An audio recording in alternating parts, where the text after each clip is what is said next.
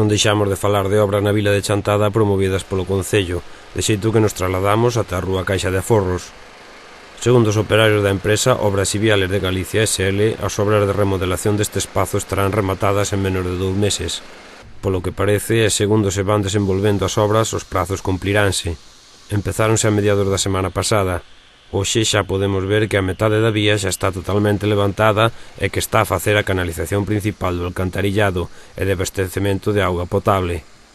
Unha canalización na que posteriormente se farán as diferentes acometidas hacia as vivendas. Pero este espazo remodelarase totalmente. Onde hoxe traballan os operarios será a zona onde estarán situadas as plazas de aparcamento dos vehículos. Zona onde se poñerá un total de 11 plazas, unha delas para minusválidos. Tal como se amosa nos planos, cada 4 están separadas por unha zona peonil, onde se instalará mobiliario urbano e se plantarán árbores.